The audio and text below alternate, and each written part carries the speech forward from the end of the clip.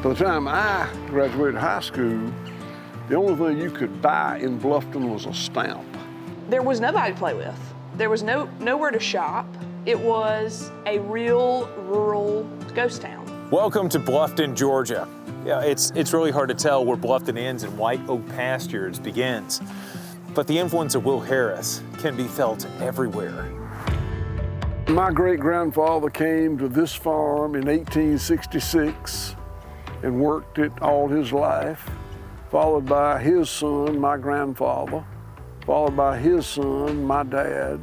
And he is the generation that really made changes. He industrialized, commoditized, centralized, and turned the farm into a monocultural cattle operation. Commodity systems did such a good job decoupling the livestock from the land. They took, free-roaming chickens and put them in a house. They took rooting pigs and put them in a concrete barn. They took grazing cattle and put them in a feedlot.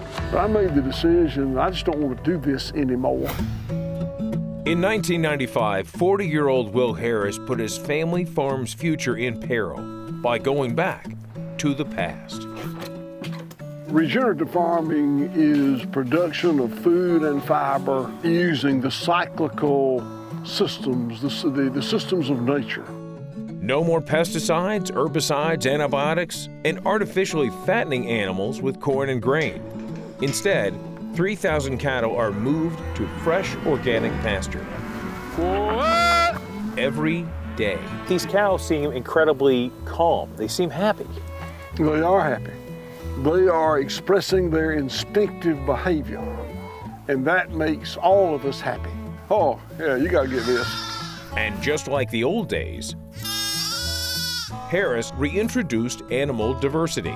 The land will tell you what it needs. Sometimes it cries out for sheep, sometimes it cries out for poultry. You just have to read it. You have to listen. You have to listen to it. You gotta listen to it. That's exactly right. In a natural system, animals graze the grass, biodigest it in that rumen, turn it into feces. Dung beetles will work the manure, which means they dig a tunnel down 12 inches deep and they pack it with the richest part of the manure, lay the eggs in the bottom. Those neonates eat their way out, but that manure is left in the ground. And this will put that carbon and the other nutrients in the ground in the form of healthy roots. So it's a much more natural system, and it puts carbon in the soil instead of allowing it to move into the atmosphere. When we changed the way we farm and it became way more people intensive. In 1995, there were 3 employees. Today, more than 150 people make their living at White Oak Pastures. Now, one of the largest private employers in one of Georgia's poorest counties. The business has grown far beyond grass-fed beef. I am a tallow artisan.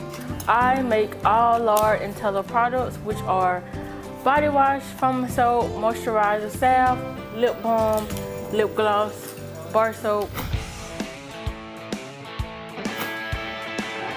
I'm grateful that you came. We're way off the beaten path.